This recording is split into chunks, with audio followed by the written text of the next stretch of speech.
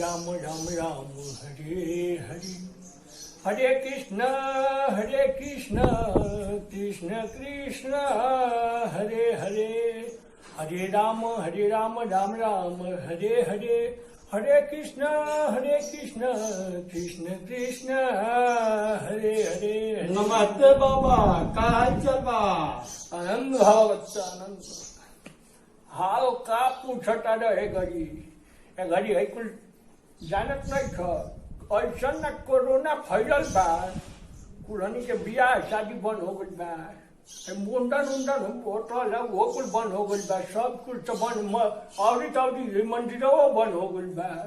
घड़ी कमाई धमाई सब चौपट ना कुछ खाए के न पिए के ठिकाना मिलते नहीं थे। झोरिया में प्रसाद उसाद बाबा लेने वाला तो थोड़ा बहुत दे तो थोड़ा प्रसादी खा ले कम से कम। मैंने मंदिर खुला था कि तरह पूजा होता घर ही दुगो अगरबत्ती देखावे जाता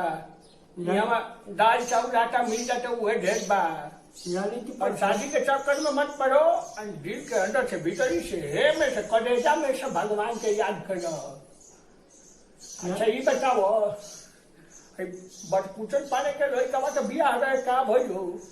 अरे का करो कैंसिल हो गई का बाबा कैंसिल तो ना भइल हो केहू तरह भी हवा भई कैसे कोर्ट में कोई ना सका अरे कोर्ट में ना कहीं ना सवा हां ओहो में बड़ा लफड़ा हो गए हमारा का तो बोला तो ना कोई आजकल बाबा का होता कि ऐसे कैमरा लगा के ऐसे लोट के पुट के फोटो लोग खिंचवावता। अब जमाना बदल गइल बा अरे बड़ा जमाना मॉडर्न हो गइल बा बड़ा मल्ला बड़ा बा कहे कि हम गई रही तो देखनी ऐसे लड़किया का फोटो खिंचवावत रहो। अच्छा बताओ हमरा तो पते नहीं था हमरा का कहत रहे कि पंडित रोवे चले के बियाह करावे हमरा का बतैलस ना बियाह कैसे कर लेलो।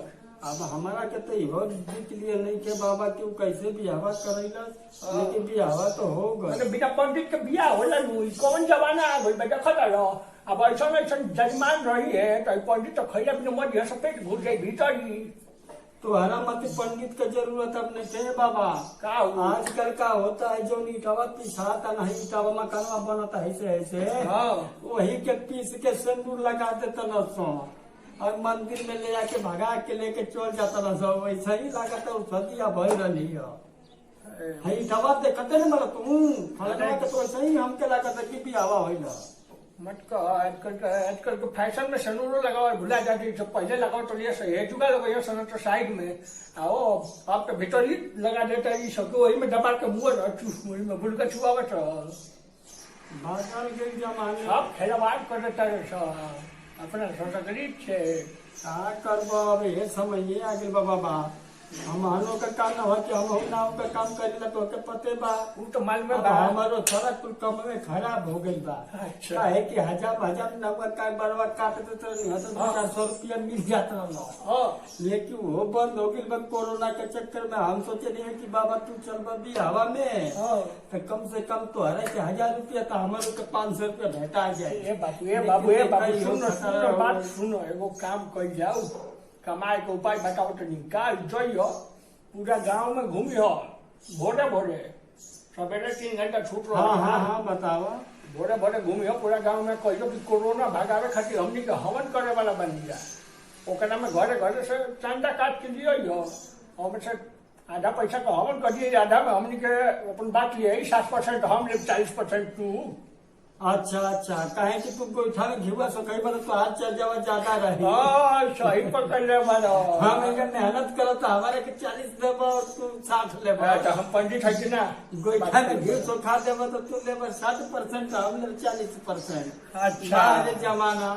जमाना क्या है करने वाला नहीं तो एगो बात बताओ मेहनत करे मुझे बताओ फकीर बाबा वही है हमारा बात लगता पूरा गांव जानो था कि तू हजाम हो तू हवन ना करा सकेलो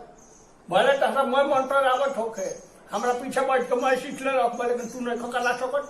हम पंडित हैं हम करा सकते हैं। नहीं वो तो बात बटुले बा हाँ तो मान लो अगर 10,000 बात 6,000 हम ले लिया अच्छा चलो कोनो बात 50-50 हाँ पता यार 50-50 हम रुपया वाला छापे वाले जौने अब जौने ठीक बा का करे के बा तनी नहीं तो रहे गली एगो हर चीज की शीशी रखले बनी ओकरा में घी रखले बनी जाकर सतुआ साने नहीं खानी या खैला के बाद तनी घीवे तनी मोछिए में लगा देनी लोग देखी तो कही हर रोज घीवे में छनाता भीतर का हाल का बताई है ना तो कलछुल कूदता है। नहीं बात तो सही है। बियाह शादी में तनी दही मिल जाता तनी पूरी मिल जाता अब तो वो बंद हो गई। अब का कर बोले कि कल से हम जुगाड़ में जाई मांगब कि भैया पैसा सदा हमार बाबा वो हुम कराए वाला बना कोरोना वाला हवन हवन हो। अच्छा अच्छा यज्ञ होगा छोटा मोटा होगा चाहे बड़ा होगा। चेला चपाती होगी बोला ले टीका खाना को के बढ़ जियो तो चालू नहीं सही है लेकिन वो क्या नाम है पैसा भी तो नहीं दे रहे हैं आजकल लोग बात सुन रहे हैं कि उसमें पैसा में कोरोना चपका हुआ है इसके चक्कर में पैसा मोबाइल बन। हाँ मोबाइल तो देखा बोल डिजिटल पेमेंट करो फोन पे हमार तो हम की पैडवा वाला हो मना न हो हमार फोन में ले दी सवेरे आके हमार 2 घंटा खाली फोन ले दियो बहुत चलाक बना बात सुनो 5,000 देता है बात मानो तो 50 नहीं दोगे और ले लोगे अपने पे मेरे को सिखा रहा है नहीं ना अरे बचिया कुछ नहीं मिलेगा बचिया मानो नहीं दूंगा तो तुम्हारा जूता मेरा शर्ट भगवान के सामने बोल रहे हैं नहीं बोल रहे 10 जूता मारूंगा तुम्हारे कपार पे नहीं पोट देना पूरा गांव में घुमा देना तब तो हम सकार ले उसका कैसे आता है हमको अभी थोड़ा कुछ नहीं हम तुमको स्क्रीन पे ला के बोल देंगे ले जाइए गाँव में लेकर जाओ बोलना कि इस पे स्कैन मारो इस पे चंदा दे दो। हाँ एक चीज और कर दियो हवन हो लेकिन गांव के केहू के आवे के नहीं थे गांव के केहू जाए क्यों नहीं आई फेसबुक पर यूट्यूब पर लाइव दर्शन भीड़ बटोर पर पुलिस आ जाई नहीं जैसे दिल्ली में सही होता कोई भी गली ऐसे ही 240 की भी 440 कानून लागल बा नहीं 144 धारा 144 लागल बा धारा बोलल जाला भीड़ के बटोरे के ओकरा में दूरे से बात तो सही देखा चलो आजकल बड़े बड़े मंदिर के लाइव दर्शन टीवी पर होता था हमके यूट्यूब फेसबुक पर हवन के दर्शन करा दिया तो चला तो जनता लोग के समझा रहे ताकि हम तो बात नाव है दिखता नहीं 100 का नाम है कौवा और 1 नौवा बराबर होता है बात एकदम सही करे 100 कौवा और 1 नौवा बराबर होता है सही बात है कौवा बोलेला तो मेहमान आवेला नौवा काटेला तो तनी इंसान तनी फोकस सुधर जाला तनी देख तनी कानून से है तनी हमरो तनी दरिया बना दियो बन जाएगा बाबा नहीं गरम ये बड़ा बन हुए तो खुजला आता है। हाँ गाड़ी क्या करो कि हमारा भी भयने लगा है सरकार मने कर दिया है कैसी कुची मत चलाना बाल मत काटना सैनिटाइजर रख ले बनी कलछिया में लगा के ओकरा बाद काट दियो चुपे चोरी के बताइए मत। हाँ चलना तो ठीक बा कटवा दिया लेकिन हाँ 50-50 का फार्मूला रही एकदम 50-50 का रही कोनो दिक्कत नहीं थे। और सुनाओ और का घड़ी के बिया बताओ ओकर बिया कहते रहो ऐसे हो गई लेने ओने से ऐसे बात बिया होला हमनी के जमाना रहे। अरे भैया अब का करब एगो हम बिया देखनी ओमा हमारा के कहना है कि लड़किया रही कहना है कि लड़का रहा छोट और लड़किया रही 19-20 अच्छा लड़किया बड़ा लड़का लड़किया बोल लड़का बड़ा छोट कौन जोड़ी लगे अलग सुना ओकर इतिहास कहते वाला बाबा तो ओकर पोले खोल देता नहीं। हाँ तो का भैया कि बर पक्ष का जौन पंडित जी रहना तो बर पक्ष का जौन पंडित जी रहना धोती पहले रहना और जौन पंडित धोती पहने ला हम पहने नहीं आज नहीं के पहले और वो पहले रहना और का नाम है कि जौन वधु साइड का पंडित जी रहना वो का नाम है कि पैजामा और कुर्ता पहले रहना नौका जमाना का हाँ तो पैजामा पहले ऑनलाइन मोबाइल पर मंत्र पढ़े वाला तो वही वैसे लोग बियाह करावे फेसबुक पर लागल रही लो ऑनलाइन चैटिंग करी लो ऐसे करके वही वाला हिसाब लग रहा था। तो फिर क्या नाम है जब औरतिया गीतिया नहीं गाती हैं सब। हाँ गीत तो गवेबे करेला तो शुरू से गावा जब शुरू में वो गीतिया गावत रही हो कि नथिया लियला भसुर गुरहथी के टाइम हाँ गुरहथिया के टाइम पर हाँ। और एगो फराठा पंखा लागल हो गए हाँ एक बड़का बड़का मुहा वाले के आता फराठा ऐसे ऐसे घूमता हाँ हाँ ऐसे घूम घूम घूम के हवा देना हाँ उहे को हमरो लेबर में बड़ा घर भी पड़ा था जान के जजमान उहे लागल परेशानी हो गई बा लॉकडाउन उहे बंद में घर खुला उहे लागल हुए पंखावा हाँ और का नाम है कि औरतिया मार गीत गावत रहनी हाँ सो हाँ कि नथिया लियला भसुर हाँ नथिया लियला भसुर सनुका में मूद के बकसवा में हाँ अरे क्या बोल रहे थे भूल गया नथिया लियला भसुर सनुकवा में मूंग के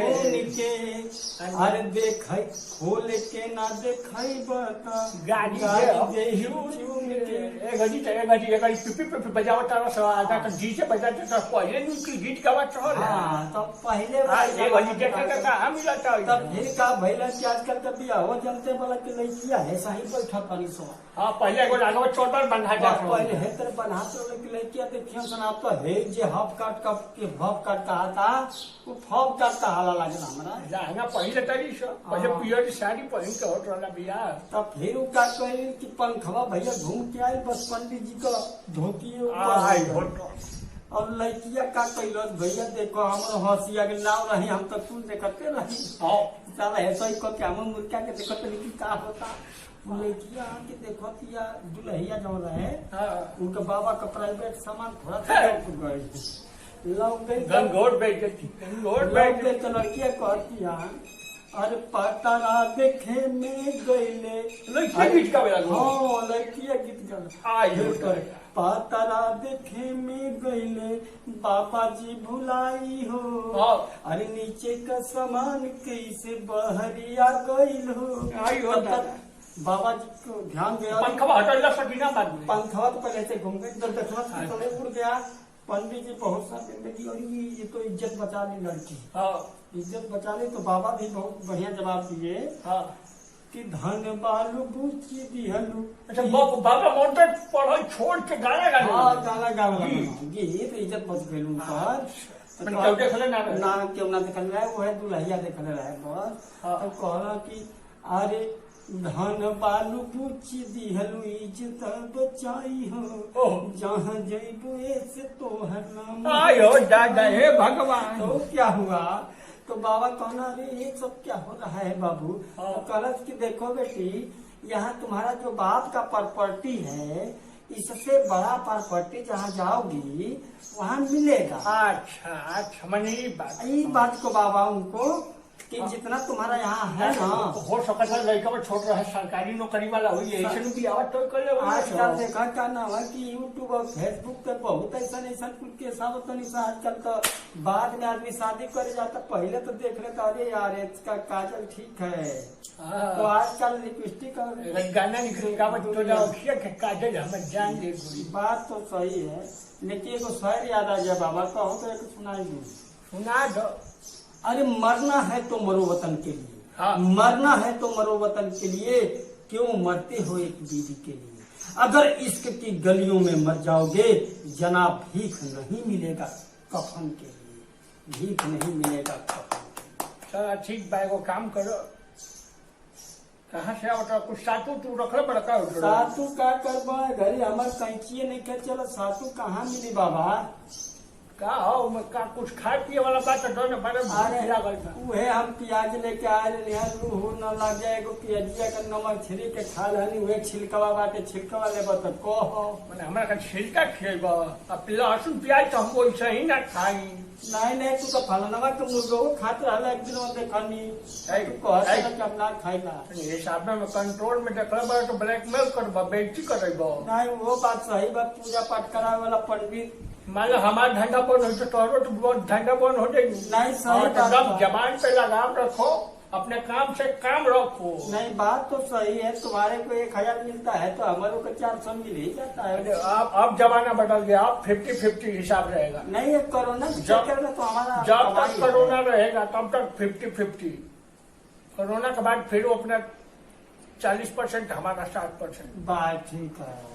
ठीक है नमस्कार भैया लोग, रुआ सबके वीडियो कैसन लगल? अगर अच्छा लगल लाइक करी, शेयर करी, कमेंट करी और हमारा चैनल के सब्सक्राइब करी। बहुत बहुत धन्यवाद। धन्यवाद।